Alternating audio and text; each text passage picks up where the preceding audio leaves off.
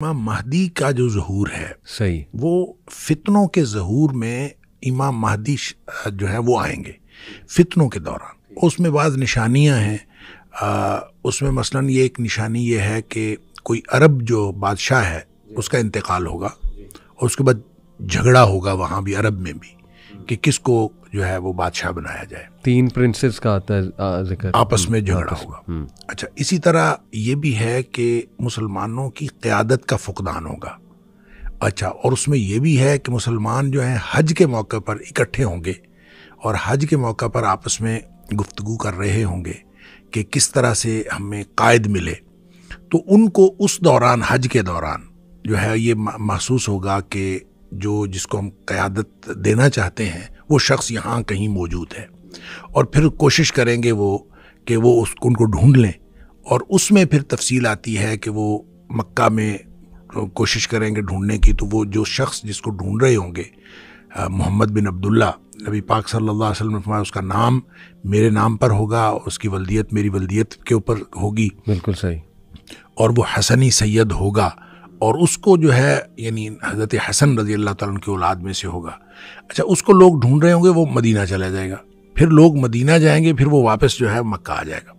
اچھا، یہ جو امام مہدی کا پھر بالآخر ان کو جب وہ پا لیں گے تو وہ موقع ہوگا کہ وہ حجر اسود کے قریب وہ موجود ہوگا، بلکہ ملتزم کے ساتھ وہ چمٹا ہوا ہوگا جب لوگ اس کو ڈھونڈ لیں گے. اچھا، اس کو ڈھونڈ لیں گے تو وہیں پہ گفتگو شروع ہو جائے گی کہ آپ کی ہم بیعت کرنا چاہتے ہیں.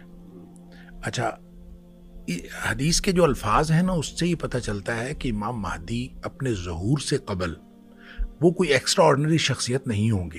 صحیح، یعنی پہلے بالکل عام آدمی ہوں گے، کسی کو نہیں پتا ہوگا کہ یہ امام مہدی ہو سکتے ہیں یا کوئی ساتھ.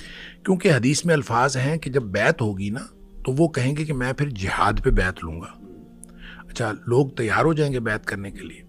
اس پر نبی اکرم صلی اللہ علیہ وسلم فرمایا فَيُصْلِحُ اللَّهُ فِي لَيْلَةٍ، اللہ تعالیٰ ایک ہی رات میں ان کو صلاحیتیں عطا فرما دیں گے. صحیح. یعنی وہ جو باصلاحیت بنیں گے بالکل ٹھیک، تو وہ ایک ہی رات میں اللہ کی طرف سے ان کو صلاحیتیں عطا ہوں گی. تو اچھا، اس موقع پر نبی کریم صلی اللہ علیہ وسلم نے فرمایا مسلمان 3 حصوں میں تقسیم ہو جائیں گے. اچھا، اس میں ایک حصہ مسلمانوں کا وہ ہوگا جنہوں نے امام مہدی کو ماننا ہی نہیں، اور ان کے بارے میں نبی پاک صلی اللہ علیہ وسلم فرمایا ان کا ایمان کے ساتھ کوئی تعلق ہی نہیں ہے. دوسرا حصہ یعنی 3 میں سے دوسرا حصہ وہ ہوگا جو لڑائیوں میں شہید ہو جائیں گے. ٹھیک. نبی پاک صلی اللہ علیہ وسلم فرمایا روئے زمین کے بہترین شہداء ہوں گے. اللہ. اس کے بارے میں بعض روایتوں میں یہ بھی آتا ہے کہ اتنی زیادہ جو ہے وہ قتل عام ہوگا اور اتنی زیادہ شہادتیں ہوں گی کہ بعض روایتوں میں اس طرح ہے کہ ایک آدمی کے 100 بیٹے ہوں گے، 99 شہید ہو جائیں گے اور ایک بچے گا. یعنی اس کا مطلب اتنے بڑے پیمانے پر جو ہے وہ شہادتیں ہوں گی. اور ان کے بارے میں نبی پاک صلی اللہ علیہ وسلم نے فرمایا کہ یہ روئے زمین کے بہترین شہداء ہوں گے. ایک حصہ جو بچے گا ان کے بارے میں نبی کریم صلی اللہ علیہ وسلم نے فرمایا اس کے بعد ان کو کوئی چیز، کوئی فتنہ ان کے ایمان کو خراب نہیں کر سکے گا، وہ بہترین مومن ہوں گے. اچھا، جو قسطنطنیہ کی فتح ہے اس کے بارے میں حدیث میں آتا ہے کہ وہ صرف لا الہ الا اللہ یا اللہ اکبر کی قوت سے اس کی دیوار گر جائے گی. یعنی ان کو لڑائی نہیں لڑنی پڑے گی. اچھا، یعنی وہ اس طرح کے مومن ہوں گے بالکل ٹھیک کہ جب وہ وہاں پہنچیں گے تو وہ اپنی لا الہ الا اللہ کہتے ہوئے یا اللہ اکبر کہتے ہوئے جب وہ قریب پہنچیں گے تو دیوار گر جائے گی اور وہ فتح ہو جائے گا بغیر کسی لڑائی کے. وہاں جب وہ فتح ہوگا تو ان کو اطلاع ملے گی کہ دجال کا ظہور ہو گیا ہے. اچھا، اور پھر یہ دوڑیں گے پیچھے کو جو کہ دجال کا ظہور ہو گیا. اچھا، یہ تفصیل ہے. تو یہ حدیث جو ہے یہ بھی اسی ترتیب کی نشاندہی کرتی ہے کہ جو بیت المقدس کی آبادی ہے وہ مدینہ کی بربادی ہوگی، اور مدینہ کی بربادی جو ہے وہ خروج الملحمہ، وہ جنگوں کا آغاز ہو جائے گا. اور جب جنگوں کا آغاز ہوگا تو پھر اس کے نتیجے میں فتح قسطنطنیہ ہوگی، اور فتح قسطنطنیہ ہوگی تو اس کے بعد جو ہے دجال کا ظہور ہوگا. تو یہ جو تفصیل ہے، یہ ترتیب ہے لگتا ہے کہ ترتیب یہی ہوگی، اس لیے کہ جب نبی پاک صلی اللہ علیہ وسلم نے فرما دیا تو یقیناً یہی ترتیب ہوگی۔ تو اس میں ایک بات بہرحال میں جو آپ نے کہا کہ بیت المقدس کی آبادی سے کیا مراد ہے exactly. اور بربادی سے کیا مراد ہے، دیکھیں اس کا ایک تو مطلب یہ ہے کہ ہمیں جو سمجھ آتی ہے کہ بیت المقدس جو ہے وہ اس کے اندر جتنی خرابیاں ہیں، جتنے وہاں پہ کیوس ہے، وہ ختم ہو جائے گا۔ آبادی سے مراد یہ ہے۔ اچھا، اور یہاں کی بربادی سے مراد ہے جتنا یہاں پہ امن ہے یہ ختم ہو جائے گا۔ اچھا ٹھیک ہے، خراب ہے نا، خراب، ٹھیک ہے ٹھیک ہے، خراب و یثرب، حدیث کے الفاظ ہے خراب۔ صحیح ہوگا۔ اب خرابی کسی بھی طرح کی ہو سکتی ہے، وہ ایڈمنسٹریٹو خرابی ہو سکتی ہے، مینیجریل خرابی ہو سکتی ہے، وہ نظام کی خرابی ہو سکتی ہے، وہ لوگوں کے ایمان کی خرابی ہو سکتی ہے۔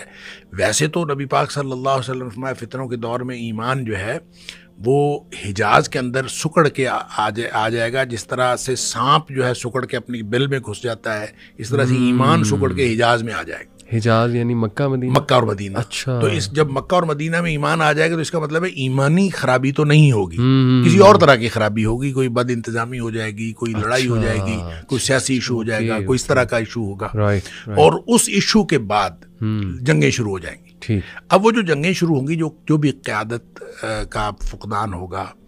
میں جب پہلی دفعہ ایک حج پہ گیا تو وہاں مجھے پتہ چلا کہ وہاں ہر حج کے اوپر ایک کانفرنس ہوتی ہے اور پوری دنیا کے علماء آتے ہیں۔ صحیح۔ اور میں نے وہ جب وہ معتمر الحج جو ہے وہ میں نے دیکھی تو مجھے فوراً یہ حدیث یاد آئی کہ نبی کریم صلی اللہ علیہ وسلم فرمایا حج کے موقع پر امام مہدی کا ظہور ہوگا اور قیادت کا فقدان ہوگا، علماء آپس میں بات کر رہے ہوں گے۔ تو میں نے کہا اس کی بنیاد یہ پڑ چکی ہے گویا کہ حج کے موقع پر پوری دنیا کے علماء اکٹھے ہوتے ہیں، تو جب کبھی قیادت کا فقدان ہوگا اور اس طرح کی ڈسکشن ہوگی تو اس کے نتیجے میں امام مہدی کا ظہور بھی ہوگا۔